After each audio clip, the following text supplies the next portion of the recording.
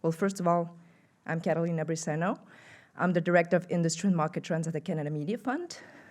For those who don't know, the CMF was created in 2010 by the Canadian satellite and cable distribution companies and the Government of Canada. Now, our mandate, obviously, is to support the creation of multi-platform content for all platforms for Canadian audiences, but also for international audiences. But beyond the financing mandate, the other part of our mandate is also to promote Canadian content, not only here in Canada, but abroad as well, and also to kind of participate to the fostering and development of the industry. And this is where the Industry and Market Trends department that I head at the CMF actually sits. So we have this dedicated website, CMF Trends. I really welcome you to go and explore it and discover it if you haven't. All of our research work and also hundreds of posts of analysis articles on a variety of topics are available there, but we also share, all the research papers, white papers, and so on. So you go ahead and explore it. One of our very popular publication, obviously, is the Key Trends report that I came here to discuss with you today. And on that, I would like to just briefly touch on our approach to trends. So we don't use futurology. We don't pretend to be gazing into the future. We also try to avoid, to go on to or to focus on passing trends. What we're really interested in is actually those kind of tectonic, motions, groundswells that have been in movement for several years already, and that continue to evolve and to accelerate sometimes, and that are actually transforming our industry in fundamental and permanent ways. So we have identified 6 of those kind of strategic trends, or key trends as we call them, and together they form this kind of analytical framework, and we built, through these 6 chapters, each of our reports. So although today I'm talking to you about the 2015 trends report, that we published in January, as well as the mid-year update that was published in June, I truly invite you to go and take a look at the previous reports as well, as you can have this kind of historical perspective on how these key trends have been evolving. So let's jump into what we entitled the Big Blur Challenge, and you will see why. So the first chapter, we know we live into this hyper-connected world now. We can access the network, 24/7, not only through our connected devices, but also through now wearables, very soon through our clothing, very soon through our cars, our home appliances. We seem to be bombarded constantly, by what seems to be an unlimited quantity of information. So, but what grabbed our attention, though, this year is that we're seeing more and more indicators of a certain user's fatigue. And one of those indicators, for instance, is that the attention span has decreased from 12 seconds in 2000 to 8 seconds in 2013. So clearly, out of fear of being overwhelmed, users tend to actually focus on lesser and lesser sources to access the network. So don't get me wrong, we're still multiplying the number of devices we're using to get to internet, but we're always connected, true, but always on the same places and the same platforms. So the getaways to content are actually always the same. You won't be surprised, for instance, to note that Google is the #1 search engine, 71% global market share in terms of desktop search, 90% in mobile search. So this is hyper-domination. YouTube, same thing. For 90% of Canadians, that's the preferred source when looking for online video. And obviously, Facebook, when 1.4 billion users across the globe, is hyper-dominant as well in the social media space. So the consequence of this, as you can imagine, of course, is sorry, I'm going too fast.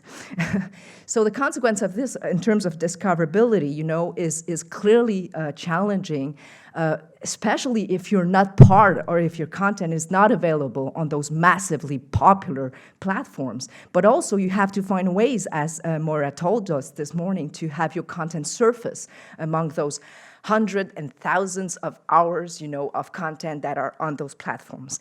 But most importantly, maybe, what users are also sending us as a message is, we won't go and randomly search for your content. If it's important or popular enough, it will come to us. So it's not to say that search is over, but clearly it is slowly, replaced by algorithmic and do you say that in English? Algorithmic or algorithmic?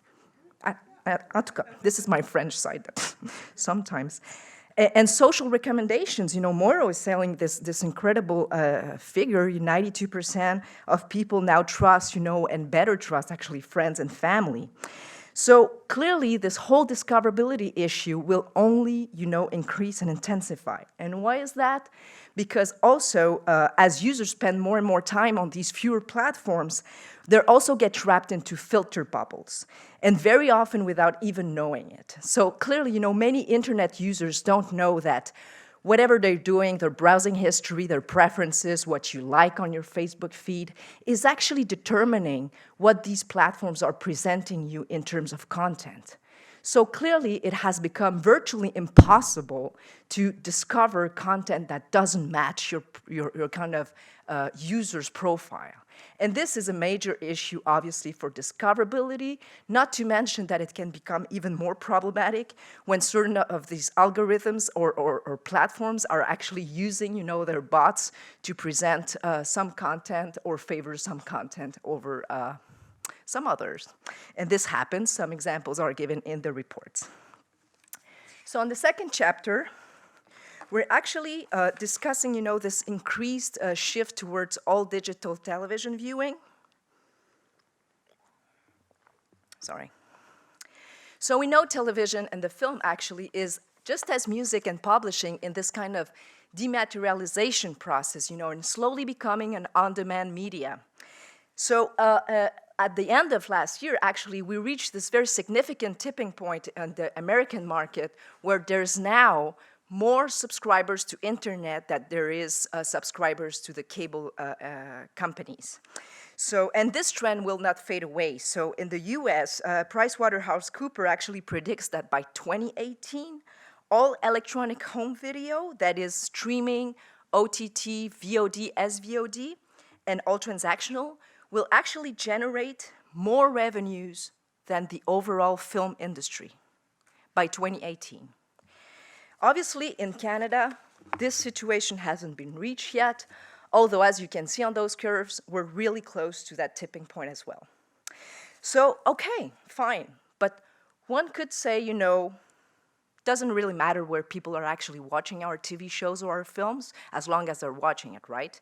But let's not, this transfer to all online is actually presenting, major challenges as well to the traditional audiovisual business models.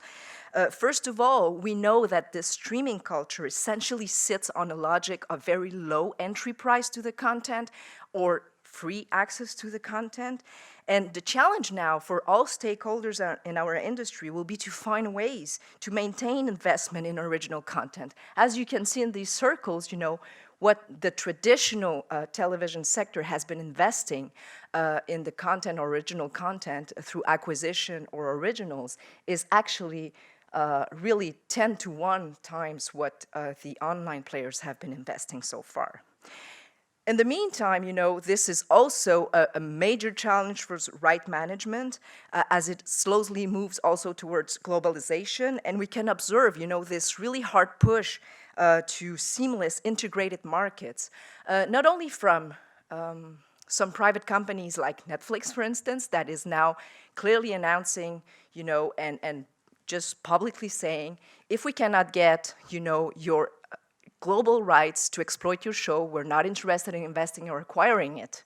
But we're also seeing some reactions from the European Union, who has actually proposed to build a digital single market that is proposing measures such as lifting geo-blocking among the European countries or modernizing their copyright laws. So clearly there's a huge push and lots of pressure. But beyond number of subscribers and whether content consumption is happening online or on television, we must also acknowledge that new types of content are now competing for users' attention. So who hasn't heard about game watching? I knew that. Or you all have teenagers at home. But you know, last year, 71 million people across the globe watched other dudes playing video games online. So we all know, that Amazon bought Twitch, which is a kind of YouTube that is dedicated to game watching for $1 billion. Twitch that actually has 55 million users, 58% of those are spending a staggering 20 hours per week watching other people play video games. And the corollary, esports, fundamentally nothing more than these tournaments, events, where people gather together to watch people, other teams, doing these online game tournaments. And they gather thousands of people, of course, on site, but also millions of people online. There's a lot, since I've been talking about this, there's a lot of producers who come to me and say, okay, great, Catalina, game watching, esports, but I'm a television producer, I'm a film producer, what has to do with my life? Well, since we have released the Trends report in January, esport has actually been conquering new grounds and has jumped to both linear television and theatrical screens. So not only can you now watch esport on ESPN2, which is actually taken on-air time, but also, the Digital Cinema Distribution Coalition in the States has actually brought live streaming functions in their cinema so they can live stream these kind of tournaments. And it's also the case here in Canada where Cineplex Cineplex Entertainment has also started, broadcasting esports in their screens in last August. But we also shed light, in the reports on other and a staggering amount of new formats and content creation. Not only the very lengthy live streaming that has made Meerkat and Periscope, kind of spontaneous popular platforms, but also very short, like Vines and Snapchats and so on.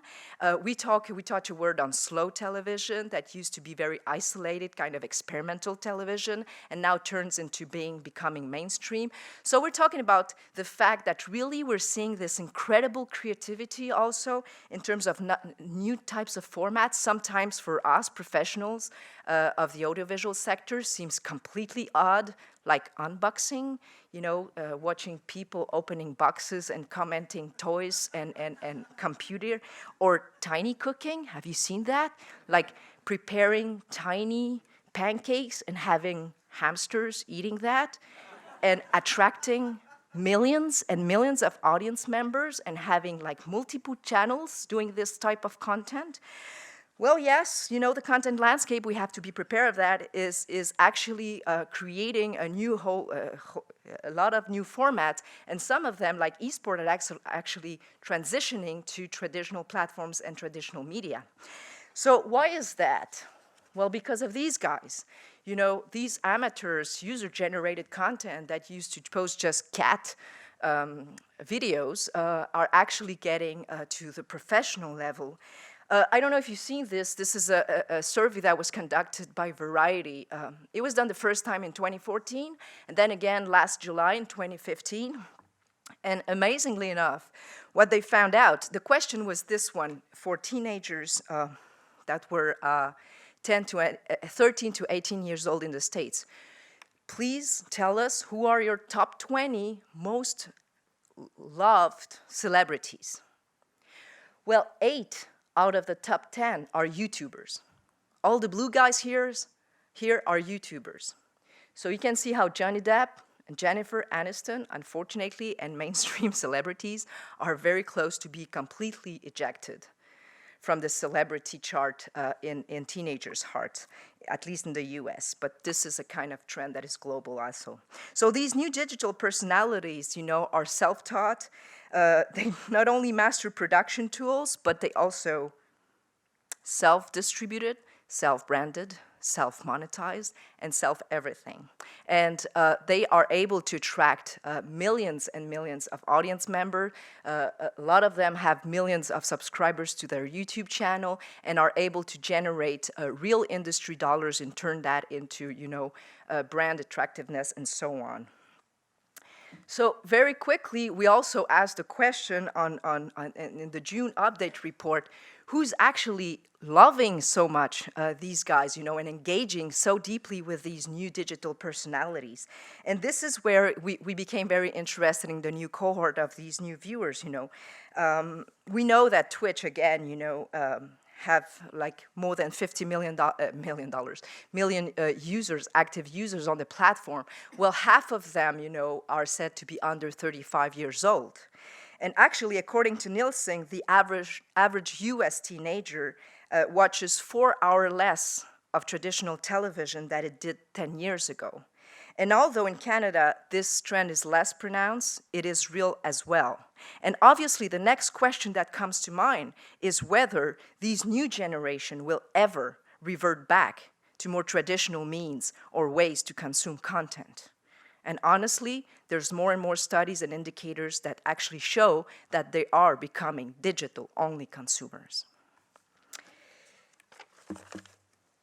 So, not surprisingly, of course, the chapter on monetization addresses the fact that there's fewer and fewer gatekeepers in the generation of revenue. Obviously, this makes sense, right? In this environment where profit margins are necessarily lower, it is normal to witness the emergence of lower cost production models, just as the one the YouTubers tend to use a lot. But it also explains, why it becomes truly attractive to kind of get that kind of direct monetization to the user. So obviously, now we better understand the huge popularity of things like crowdfunding for the last few years. But also what we're seeing now is emerging models of donation that are made directly to project content creators, such as Tip Jar on Vimeo or fan funding feature on YouTube. Or Annalise also talked about Patreon, of this space expert that is actually being paid directly by his fans. So what is interesting, though, is that as we're moving towards this kind of more direct monetization, what we're asking now is whether further automation could also lead to new ways, and maybe more disruptive ways, to cutting back even more middlemen in the value chain. Think about it, it's true, YouTube's, Vimeo's, and Dailymotion's, and these types of platforms have been very good at optimizing the content delivery process and kind of facilitating monetization. But yet, the rights clearance and commercial negotiation still exist upstream from these kind of online exploitation. And so far, the relationship between sellers, distributors, and buyers have largely remained offline.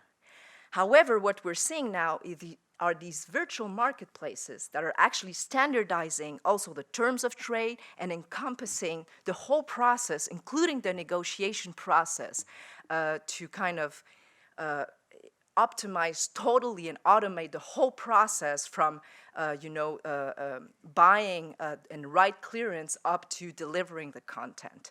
Not to mention that in advertising right now, the favorite buzzword these days is programmatic, which means totally automated A to Z in less than 1 second, including who's buying my content and for how much. So would this probably come to more editorial content? It's a question that we're asking as well. Great, so where is this whole thing headed? Well, for sure, what we're seeing is that we have these kind of two parallel models that are kind of emerging. On one hand, we have a bigger concentration among the few media giants, leading, with these big web and American platforms. But to, the industry, the audiovisual industry is also responding by vertical integration and concentration in mergers and acquisition. So on one hand, this kind of concentration of income, increased production cost, and marketing investment creating major, 360 franchises that are capable of producing Games of Thrones and Walking Dead and very, very sophisticated television franchises. And on the other hand, a highly fragmented market characterized by self-production and self-distribution with low production cost, tight production schedule, and a high availability of content. But is also capable of producing guys like the one we saw in the chart earlier, like the PewDiePies, like 39 million subscribers, $40 million per year, Bethany Modas, or here in Canada, Epic Mealtimes. So in short, we have this kind of polarization between these two parallel worlds, a world of big, super big players and a world of agile players. And yet both are capable of producing blockbusters and insanely attractive content for both audiences and brands. So the question we're asking is whether, could the landscape in the audiovisual sector be experiencing something similar to the gaming industry a few years ago when their ecosystem actually split it between like multi-million dollars AAA franchises and the casual gaming sector, that we talked a lot when talking about Rovio and Angry Birds. So are we facing this situation where we can start talking about casual content, in the audiovisual sector against premium content? What is sure is that, balai. That was the end. So I'm just going to finish on this magnificent image. I guess the question is what were we talking about when we're talking about the big blur? Well, it is about all of this, a world and an environment that is becoming even more complex, that has been mutating and that will continue to mutate. But one thing is certain is that we must now acknowledge the paradoxes that are beginning to emerge in this new digital content environment. Yes, there is more choice, but there's a shorter attention span, and it's more difficult to capture that user's attention. Yes, there's greater access to global markets for our content, but the paradox here is that there are fewer also cultural preferences. I don't remember which speaker said that, or Annelise, I think it was you saying people don't care anymore who produces the content, And that's true. When we care about Canadian content, we must ask now whether people even care or even know what Canadian content means. So there is an elimination, of these or less entry barriers that are allowing these new players to come and to innovate. That's true. We're living in a truly more democratized media. But on the other hand, nevertheless, the industry is kind of reacting by a monopolistic situation where they're kind of integrating and mergers and acquisition and concentrating. And finally, yes, creativity is everywhere, and we're seeing it through this kind of spur of lots of different formats and types of content. But on the other hand, you have this growing automation that clearly will have a huge influence on how people are choosing the content they will watch, and that will be able to maybe influence, millions of eyeballs towards specific contents and not others necessarily. So that's it for me. Thank you for your attention.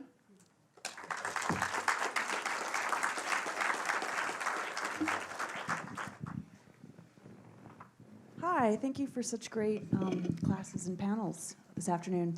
So my question is for Annelise, and you said that when you went to Pemberley Digital and offered to capture the data for the Lizzie Diaries, what do you mean by that? Well, I think Moira mentioned Google Analytics. So everywhere that everywhere that the story existed, I captured that data on a weekly basis and threw it into a spreadsheet. So the website, all of the different social media feeds, and then basically did touch points at certain points in the story where I would do deep analysis and say, okay, we're halfway through. This is what these fans are responding to. And it happens that these fans over here really hate that. So we had to do a lot of segmentation, and it helped them sort of tweak the story as it moved forward. But because there was new content coming out every week, it was like a weekly report that I would send out to the team. So was there anything else besides Google Analytics? That you were Well, yeah, I doing mean, all specifically? because the story was taking place. I can't remember the platform that they used for there was I think Breckenridge was the other fake town that had used this platform. I can't remember exactly what it was called, but they had some analytics behind the fan-created, user-generated content, and then Twitter analytics. Actually, I don't think there were analytics available back then, but Facebook Insights, and also they used hashtags. So using tools to track the conversations that were happening around the hashtags and seeing where those were really taking off and trying to track and find them. And, so I could say, oh, wait a minute, there's this crazy storyline that's going on over here. Because they did, I think most of the fans used hashtags when they were participating in the story world. Excellent, thank you so much.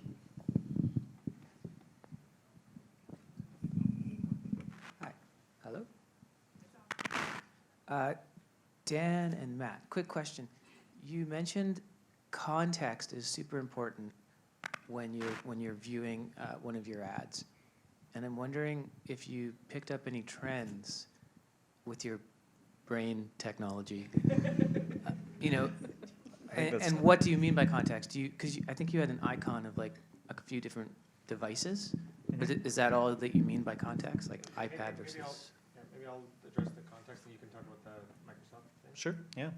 I think when we look at context, we as everyone's talking about, we live in this multi-device and multi-platform world. So I think a lot of it is understanding. Okay, so how are people consuming or engaging with the content? So is it a TV? Is it a tablet? Is it a smartphone? Does location of where they're consuming the content play a role in their engagement with that? And so, what we're seeing in some of the stuff that Dan will talk about, we're starting to see the engagement of different devices together. So we know all of us in our living room, when we're consuming television content, whether it's streaming or traditional TV, likely have a second device, whether it's a tablet or phone, and we're starting to see the relations between the two.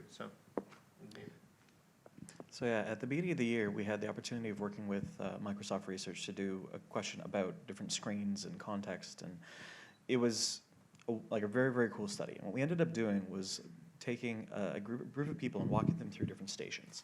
And so at each station, they'd watch pieces of content, either on the mobile phone, the tablet, the television. They would do it in a multi-screen environment. And so we had this, and laptop as well. And what we were trying to do is take this group, and then in each group would see the content in a different format. And as a whole, we could start to compare it. So we said, what if you watched one spot or one piece of content or one little mini documentary on tablet? How did that compare versus somebody watching on mobile? And how did that vary across age groups? And where it got really interesting is we started to notice patterns. Like if you actually just look at the graph, you can see it. Television has these long curving patterns. People are sitting down for the long run. Their attention is it's not a massive spike at the beginning. It's actually just takes a long time. There are big ups and there are big downs. And this tells you that they're getting set to watch something in the long term. They're sitting down to watch longer form content. When we looked at the mobile phone, there was about a 5 to 10 second burst of attention, massive amounts, and then it dropped to a coasting level. And people are actually preparing themselves to say, do I skip this or not? Do I continue to watch this? Do I bail out? And we've been trained by Facebook to do this. Tablet was probably the most fascinating, because depending on your age group and your familiarity with technology, you either use tablet like a mobile device or you use it like another television. And it was, as you got older, it progressed in this really interesting linear fashion. So we were able to start looking at context in form of, like, you're holding this device, what does that tell you? What does that tell you how you're going to watch? What sort of content are you naturally going to seek out? And to Matt's point, the final little bit is we actually had a multi-screen environment, and we started to realize that they interacted in a fascinating way. People are watching a show, they get bored, they don't change the channel necessarily, they pick up the phone. Certain television programs are actually very good at calling you back. We were watching This Week Tonight with John Oliver, and he'll say something like, and then this happened. And we have hours and hours of GoPro footage of people stopping what they're doing on their phone, looking up, watching it, laughing, and going back down. We started joking around with the term analog clickbait. It actually tells you, clap your hands, look up, something important is happening, okay, you can go back to doing what you're doing. So context in terms of usage context, screen size, all of those things start to form a tapestry around how we use it and how we interpret content of any kind. Yeah, I think and to build on one of Dan's points about kind of tablets and age demographics, I think the traditional TV world and traditional film world for a long time has been misguided in thinking that the television is the first screen and everything else is a second screen companion to that TV experience. And what you actually see is, the age of which you are and what is the first screen to you correlate. So the younger you are, the device that's closest to you physically is your first screen, and as you get older, the TV becomes the first screen. So I think that's when we start to look at how we're creating content and how we want people to engage with it, you got to keep in mind, okay, so which is actually the primary thing that they are paying attention to. And if you think about that, it's fascinating. You watch the screen, when somebody says something or you hear an audio cue, Audio's huge. audio's there. Like, because you're not watching the television, you're reading, you hear something, you look up, you laugh, and you go back down. It's secondary, but the cues have to be auditory. And I don't think people have been thinking about that. Well, some shows seem to have gotten it right, others no. Question for Catalina. I always really enjoy the CMF presentations. I find them very fascinating, and thank you for sharing with us today. Thank you. Interestingly enough, I just finished working on Fear the Walking Dead, and I also produce an independent film, so I'm inside this huge machine that's got a lot of money, and now I've got a little project that I'm trying to get out there and put to the world. So in this increasingly polarized universe, where you're seeing huge, well-funded projects, and you're also seeing this kind of homegrown, savvy, agile producers, I guess my question is now, with that context, what is CMF's response? And I guess my question has to do with what fascinates me about CMF is that there's also a cultural aspect to the mandate of telling Canadian stories. And so with this interesting data that's happening with automatic programming and less user choice or less entry points, how does CMF take this data and interpret it moving forward? I can't say it. No. It's a secret.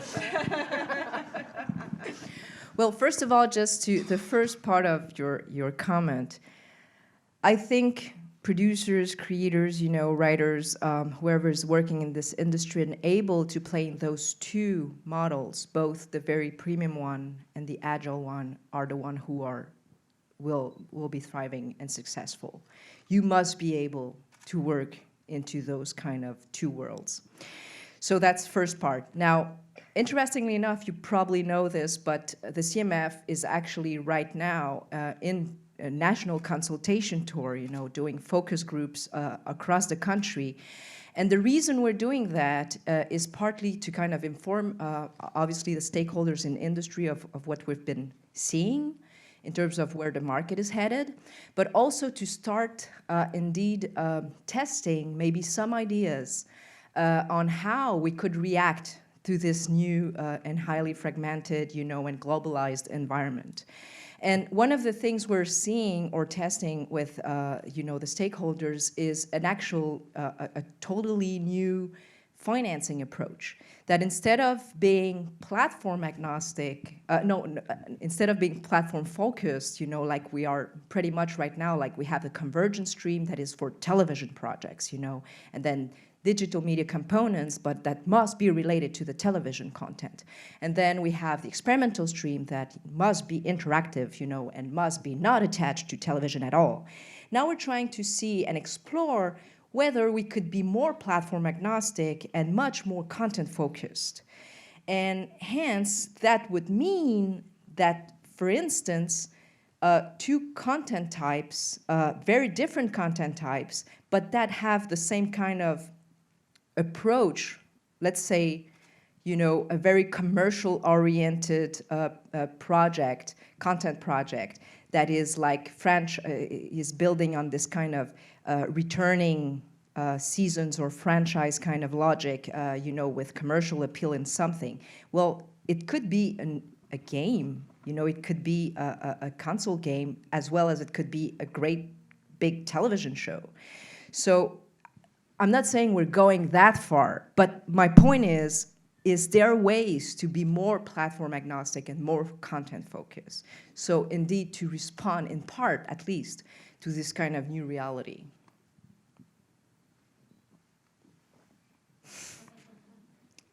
And go to the consultation, go to your focus group. I don't know when Vancouver is. I have to check in my agenda.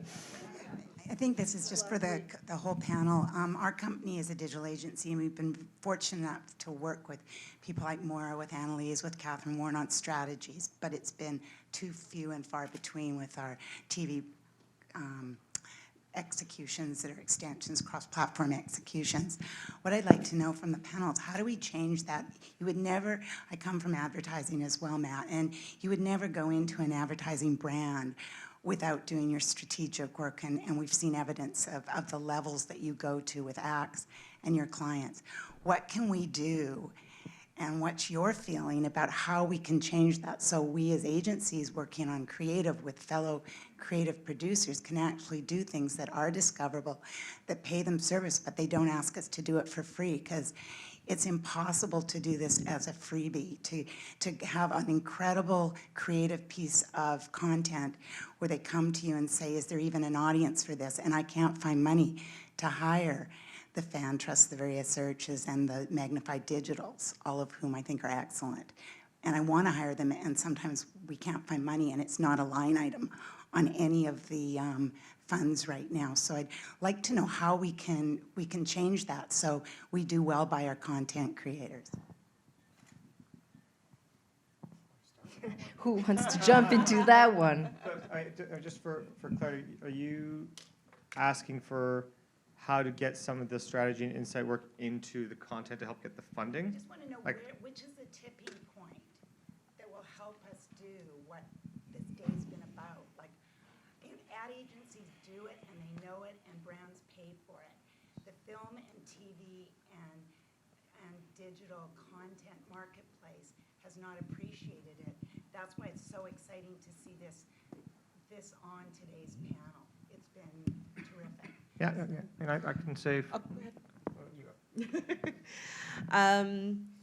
Well, I think that Moira said it earlier this afternoon that discoverability piece has to be baked in right from the start. So I think the funders have got to come on board in terms of investing in the development phase, right in the nascent time, beginnings of the script even, were part of the process. That I really believe that the answer to everything, yes, everything, is an audience-first approach. Mm-hmm. That you cannot have success, that you cannot have, whether it's if it's a financial success, if it's a cultural success, you still have to have an audience. You have to have an audience, and in this time of content glut, so many people are not thinking about it. In fact, some people get really angry about it.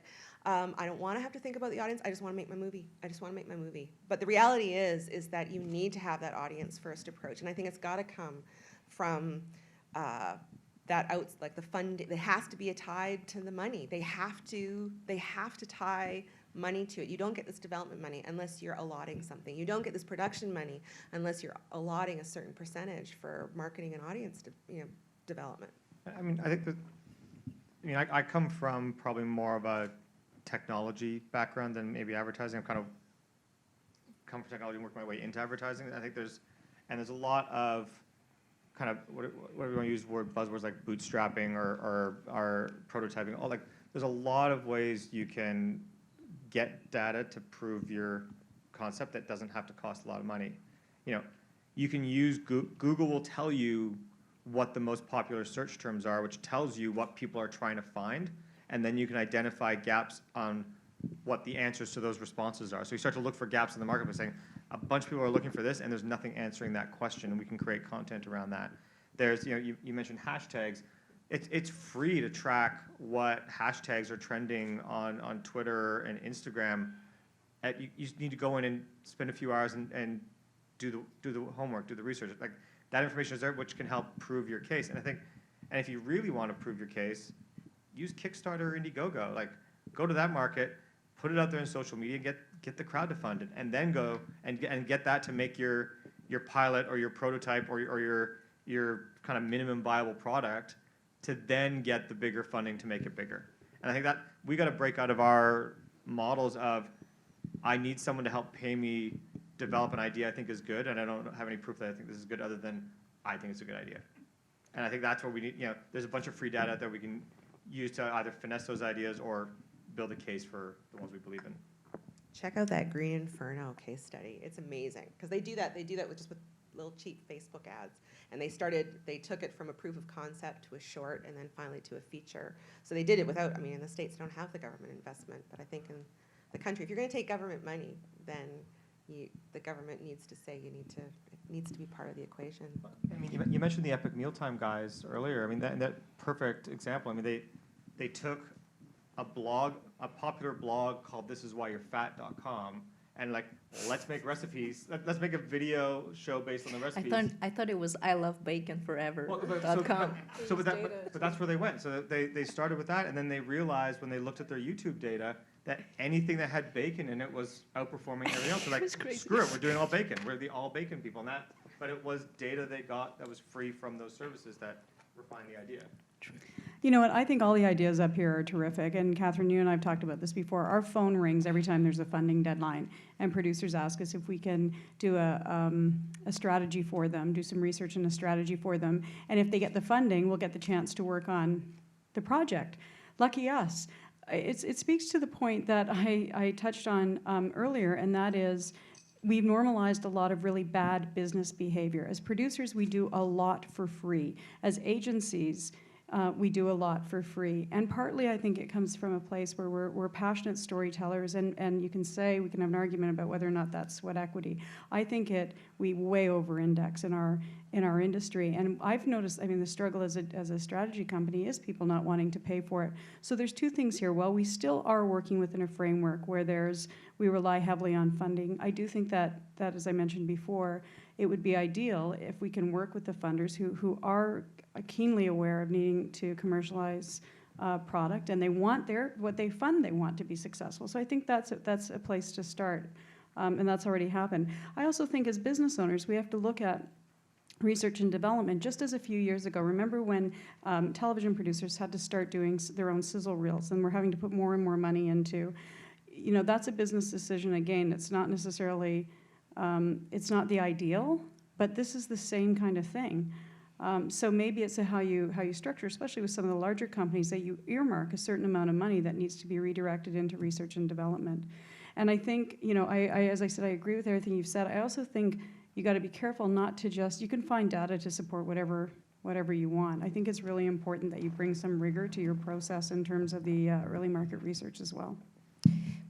But let's also, let's not forget that there's a big difference between the advertising world and the cultural kind of film and television world that it's the whole creative part or creative impetus kind of thing, of telling stories and saying, I think in one sense, the advertising, because I hear that a lot, oh yeah, the ad agencies, and they got it, they nailed it, and we have a hard time in film and television. And yes, maybe we're gonna continue doing, some stuff that won't be totally audience-centric or whatever, but we must continue also to support emergence of new voices and new creative voices and experiment and try new things. That's what the film and television industry and the audiovisual industry is made for, and that's why part of the funding is there also, is actually to support that kind of emergence also and diversity of voices.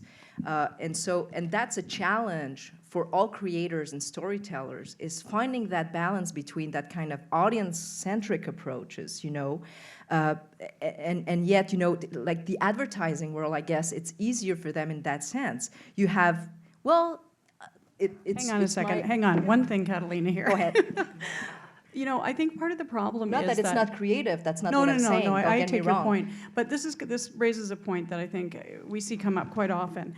the way television production companies work, creative companies work, is very different. They apply to the fund. They keep the ownership. They have a chance of building a library and reselling. The kind of agencies we're talking about here, certainly strategy agencies, Catherine's company that's a digital media agency, it's a service company. We operate like lawyers or dentists or anyone else and so that, I'm on a project right now and with fabulous producers who I've known for a long time, but they fundamentally don't get that we just need to be paid for our services because there's nothing else in it for us. And I think that's a distinction that it's almost like some of that bad behavior from the TV world is creeping into the digital media world. And I keep saying, no, it can't. Like we have to operate like more like real businesses. Unless they're going to start offering up IP. I think that's, they're going to start offering up IP and equity in, I think, because I think what we're talking about here is the tension between culture and business. Sure. And as service agencies, we don't retain the IP. Once we're paid for our work, whoever paid us owns the IP and rights to that work, and we have no say in that.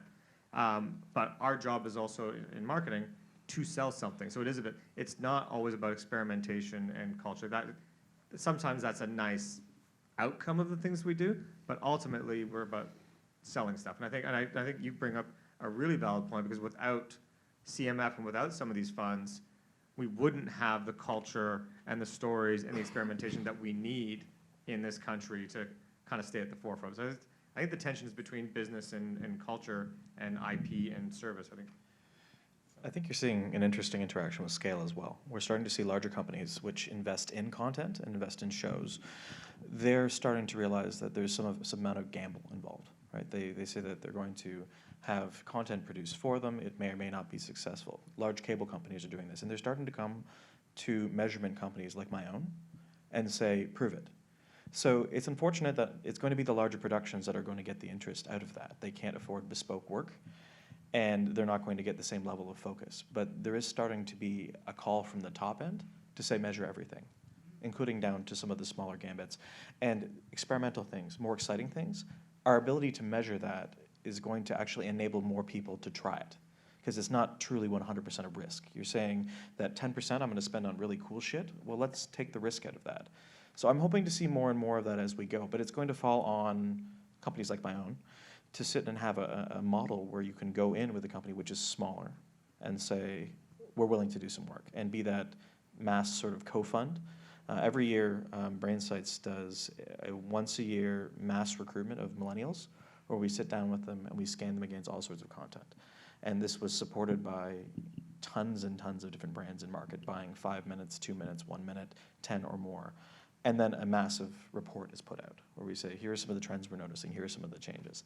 And so that's been, for us, one of the ways we've tried to tackle it to make it more accessible for smaller brands. So we're seeing brands come out of the woodwork which normally wouldn't spend on massive research projects. They can't afford the $30,000 to $40,000 that it would take to measure one commercial, but they can afford $2,000, $4,000 to get a couple minutes of that. Also, larger groups are now funding mass scans. The Microsoft scan that I talked about earlier, that was produced and released as a research paper for free that people get to have. So I think that the big challenge is going to be looking at the small scale content producers that don't have a massive budget and saying, how do we service that? And I don't think we've quite cracked it, but people are making attempts at it at least. Question?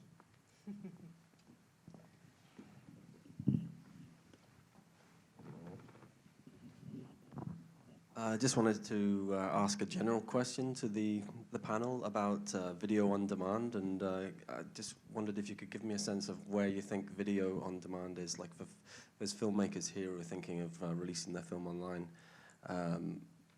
Yeah, just leave it at that. Maybe comparing YouTube with Vimeo, with VHX, with all the other, there's so many potential platforms to launch off. So yeah, could somebody speak to that?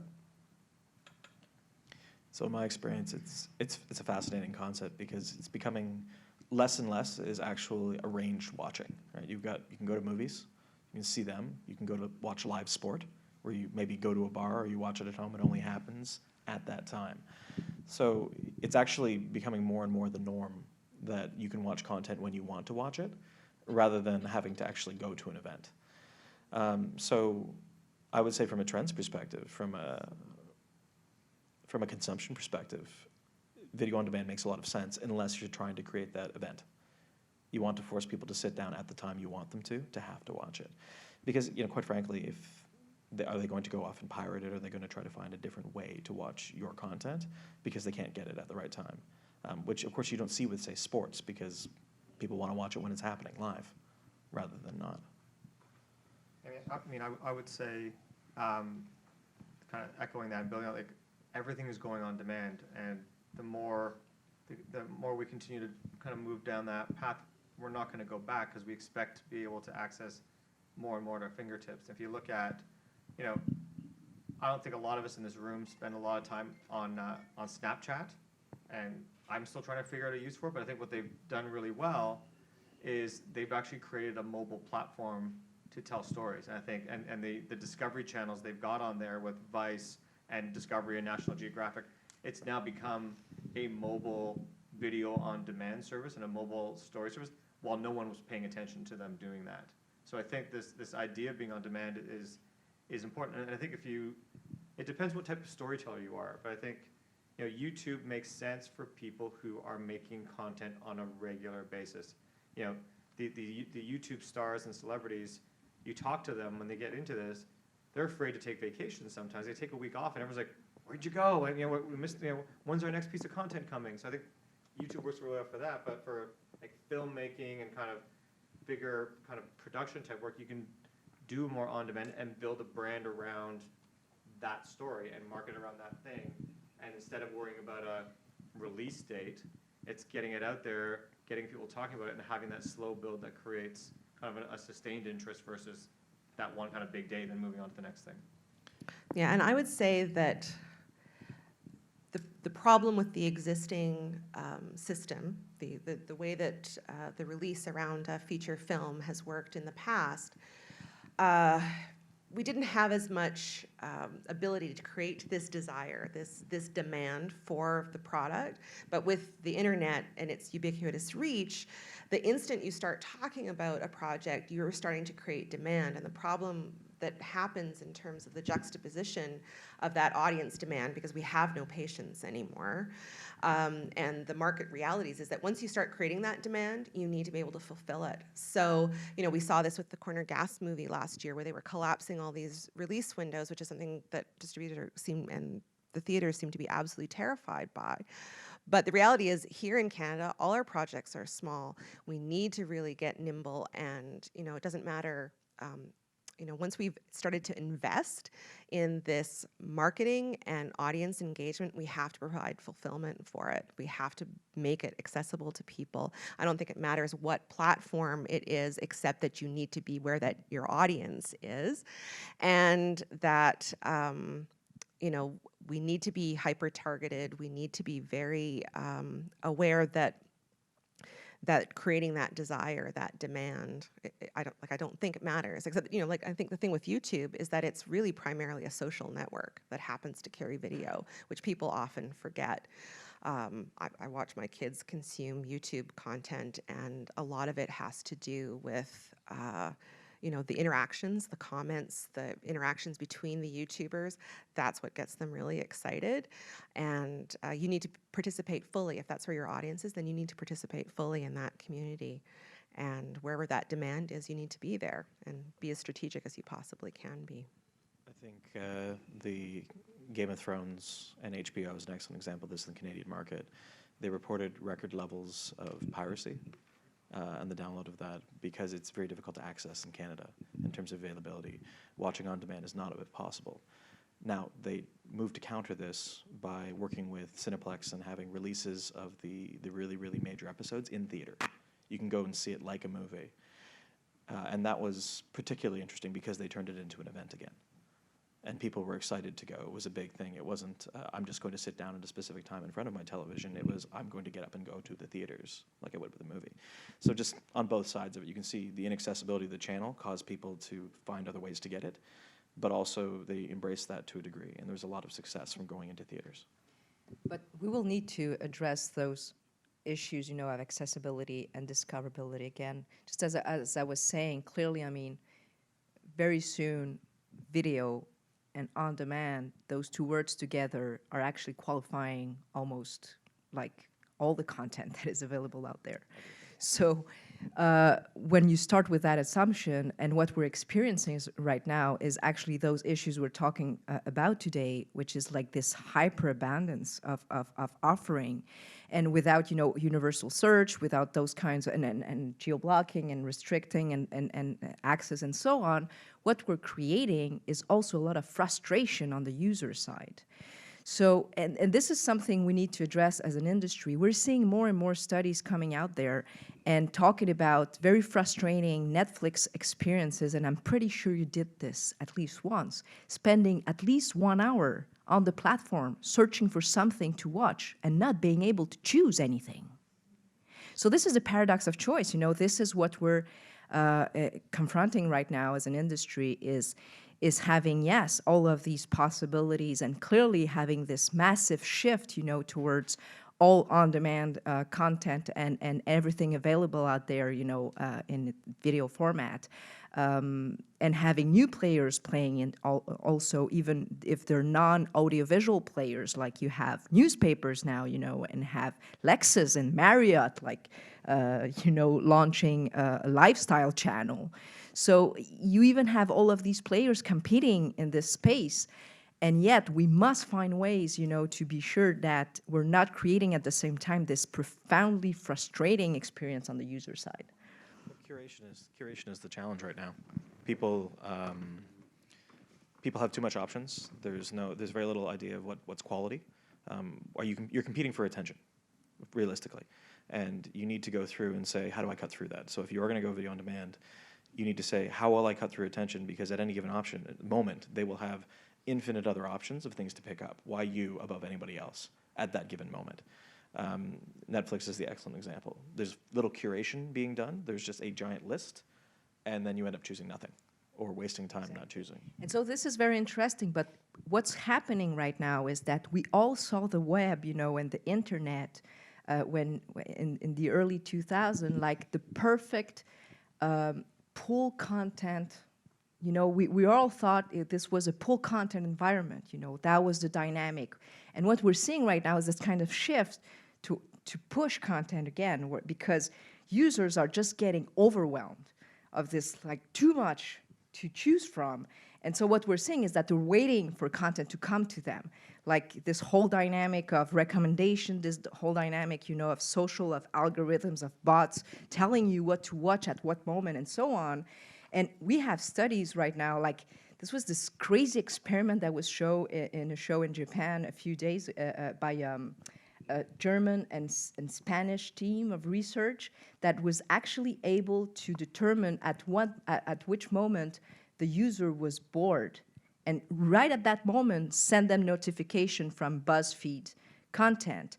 And results were amazing. I mean, people were watching or were more eager to watch content if it was pushed to them at that very specific moment. So this whole neuroscience, you know, and finding out boredom when the user is bored, and all this emotional kind of understanding of the motivations of the users will be the next step to kind of push, how do we get content to these people, to the users. In terms of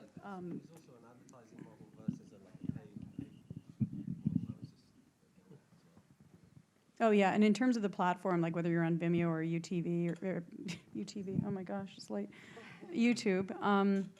You know, we've got a filmmaker right now who's partnered with an organization because they have niche subject matter. So they're actually going to be on Tumblr because they can benefit too from some of the Tumblr population. So you want to really look and see what the attributes are of the channel. Maybe search, because YouTube is such a, you know, second largest search engine in the world. It's such a powerful search tool. Maybe that's the appropriate. Maybe you want to benefit from that. Not just the fact that YouTube is going to serve your video for you, and make it easy for you to do that, but also, you know, it's the ancillary benefits that are afforded by the channel itself. And I would also say that there's opportunities with, I'll shut up after this, opportunities with, you know, yes, you have your platform, but then you also, with this targeted niche marketing, which can happen outside of the channel. Like Netflix isn't going to be promoting your stuff. YouTube's not going to be promoting your stuff. But if you can tap into the niche communities where they're living, of this community of cat lovers, and you know that they're going to love your stuff, then that's where you develop a content. It doesn't matter what platform it is, as long as they can get it. As long as geo-blocking, don't even get me started. I think it's evil. Cats, unicorns, and hamsters. Focus on that.